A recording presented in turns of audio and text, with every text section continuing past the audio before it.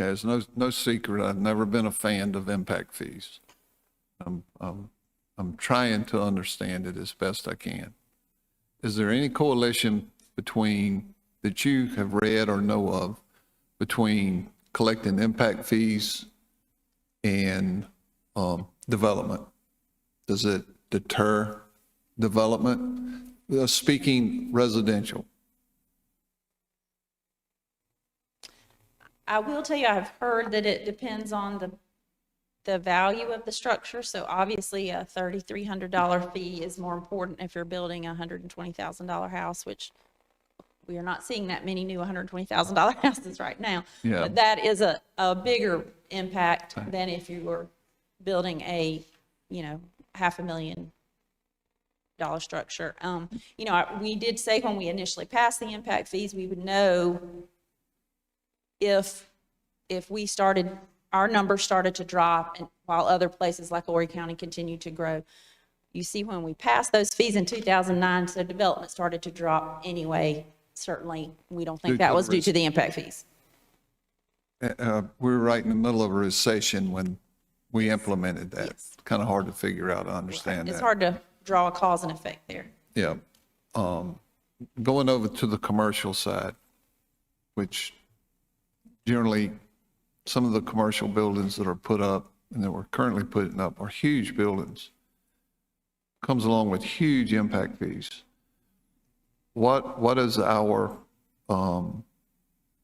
method? Is there anything we can do to lessen the impact of that fee on the individual company looking to come into our county?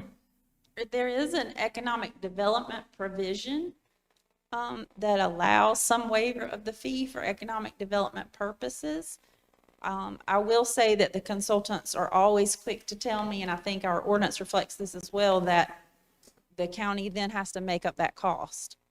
We will have to fund that same amount elsewhere. We can't just write it off, but it'll have to be paid from a different, I would assume from tax, property tax, some other form of revenue would have to be paid with if we waived it for economic development purposes, and for that matter, for affordable housing. It has to be made up with some other revenue. Is there any mechanism for, just speaking on the industry, is there any mechanism that we have in place that could lessen the impact by prorating it over a period of years? Yes. What's happened in the last couple of years, we have used special revenue credit for those businesses for ED projects. Again, it gives them opportunity to spread that cost over a number of years for us to be able to do that. And we have used that instrument. That doesn't work for every business, but that is certainly one method that's been used in the last couple of years for some of these.